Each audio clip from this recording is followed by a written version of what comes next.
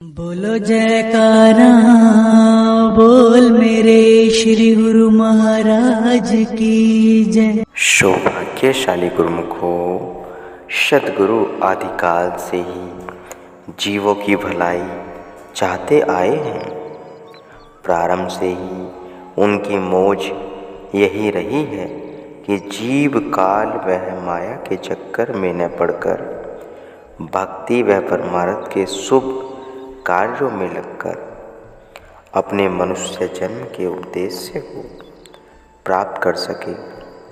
इसलिए वे अपने पर नाना प्रकार के कष्ट झेलते हुए जिज्ञासुओं को सर्व उत्कृष्ट नाम प्रदान करते हैं।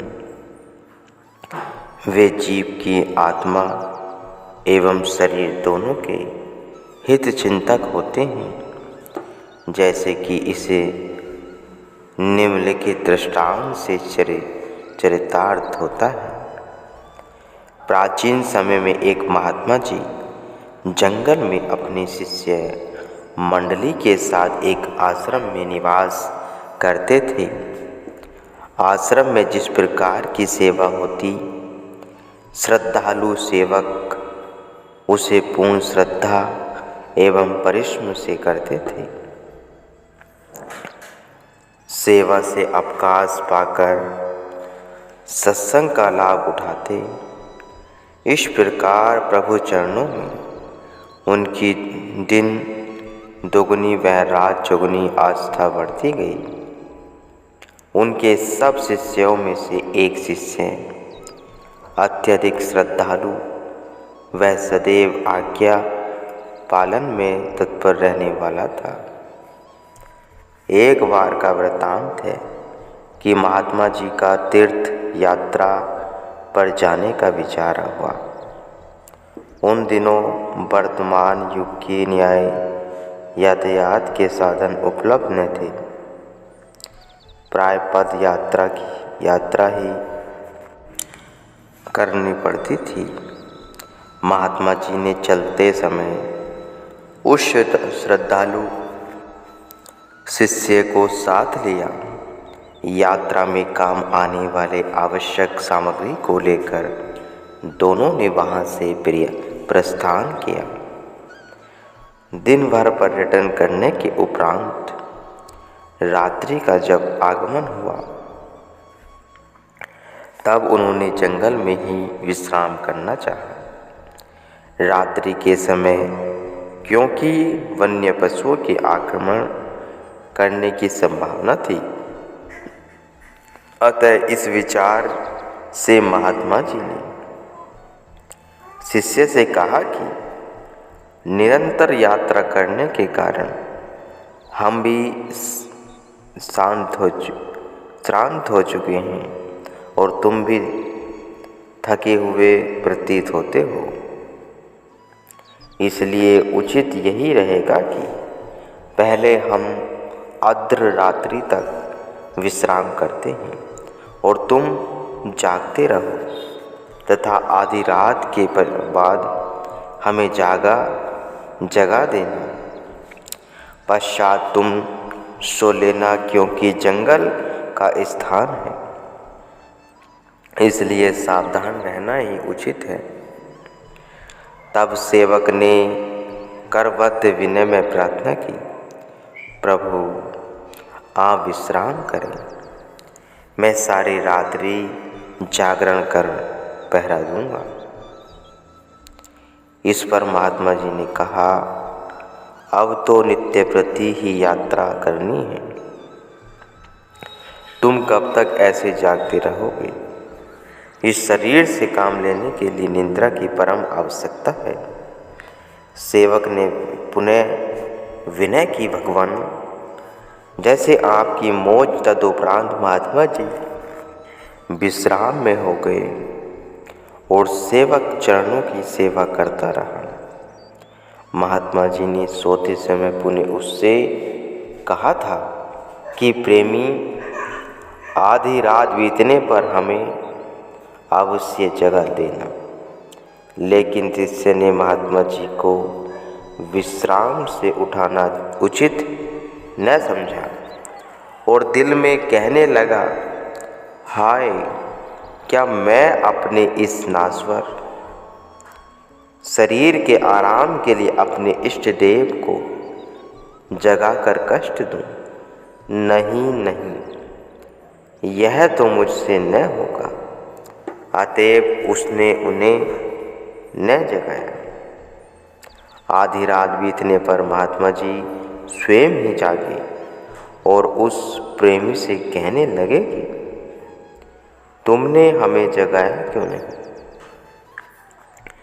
यह सुनकर सेवक मौन रहा। फिर महात्मा जी ने कहा कि प्रातः फिर यात्रा में चलना है, अतः तुम विश्राम कर लो। उनकी आज्ञा पाकर सेवक निद्रा देवी की गोद में विश्राम पाने लगा। सेवक थका हुआ तो था ही, लेटते ही उसको गहरी नींद ने आ घेरा। महात्मा जी जाग रहे थे। इतने में क्या हुआ कि झाड़ियों में से खटखटाहट की ध्वनि सुनाई दी और तत्काल ही एक काला सर्प उधर आता हुआ दिखाई दिया। उसे देख महात्मा जी ने अंतर्दृष्टि से यह जान लिया कि यह किस कारण से इधर आ रहा है। उन्होंने सर्प से पूछा कि तुम इधर कहाँ जाना चाहते हो? सांप ने उत्तर दिया, यह जो आदमी निद्रा अवस्था में पड़ा है, इसके साथ मेरा कई जन्मों से लेन देन का व्यापार चल रहा है। मैं एक जन्म में सांप बनकर इसके गले का खून पीता हूँ, फिर दूसरे जन्म में मैं आदमी बनता हूँ और यह सांप बनकर मेरे गले का रक्त पीता है। इसी नियम के अनुसार ही मैं आज फिर इसके गले का खून पीने आया हूँ। अतः आप इसमें कोई बाधा की दीवार खड़ी न करें तथा मुझे अपना बदला लेने दें। तब महात्मा जी ने पुनः सांप से पूछा कि तुमने इसके गले का खून ही लेना है या इसको काटना भी है? सर्प ने उत्तर में कहा कि मुझे काटने से कोई विशेष प्रयोजन नहीं है। मैंने तो इसके गले के खून से अपनी तृष्णा शांत करनी है। उत्तर पाकर महात्मा जी ने कहा, ठीक है, तुम यहाँ रुको, हम तुम्हें इसके गले का लहू ला देते हैं। यह सुनकर वह सर्पदेव वहीं रुक गया। इधर महात्मा जी के मन में विचार आया कि हमारा कहना युक्ति संगत ही है।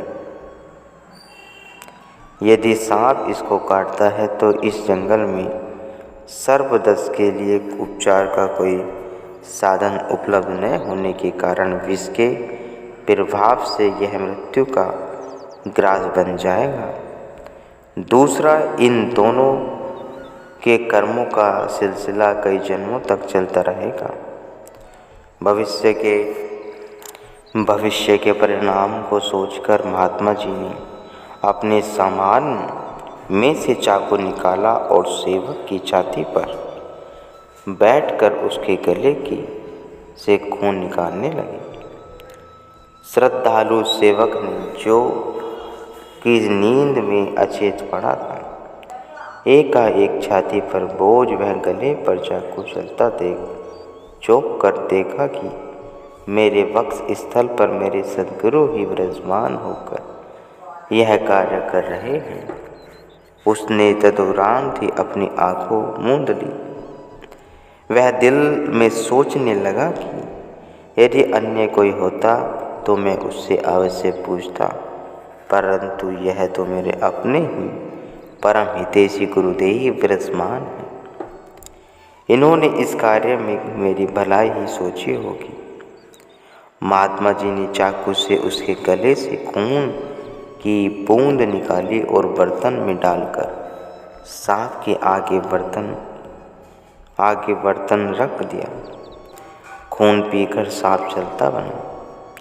तब महात्मा जी ने अपने दुपट्टे में से कपड़ा फाड़कर सेवक के गले पर पट्टी बांध दी। फिर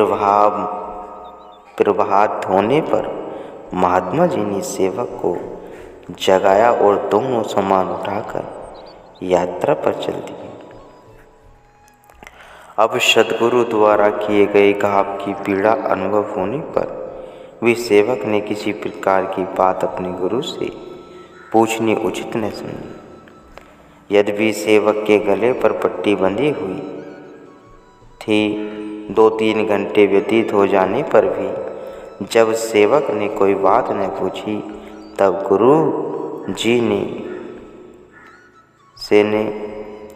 गुरु जी से न रहा गया।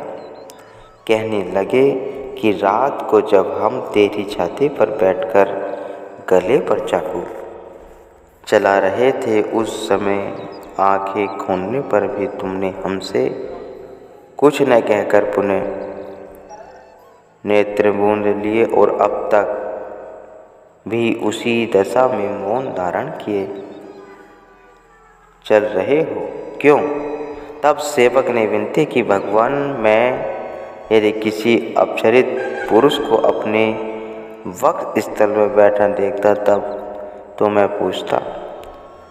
मुझे तो इस बात का अचल विश्वास है कि आप सदैव मेरे कल्याण की ही सोचते हैं, इसलिए उस अवस्था में मैं भी आपको देखकर मेरे मन में कोई संकल्प पैदा न हुआ।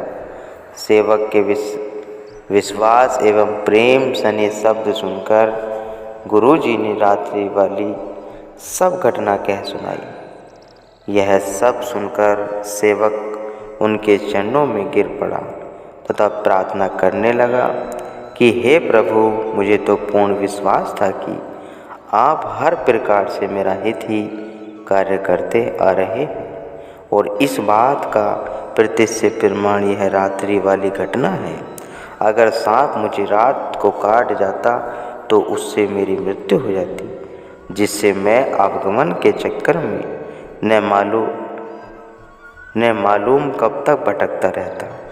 आप मेरे केवल शरीर के ही नहीं, मेरी आत्मा के भी परम हितैषी हैं। आपके उपकारों में से मैं कदापि ऋणी नहीं हो सकता।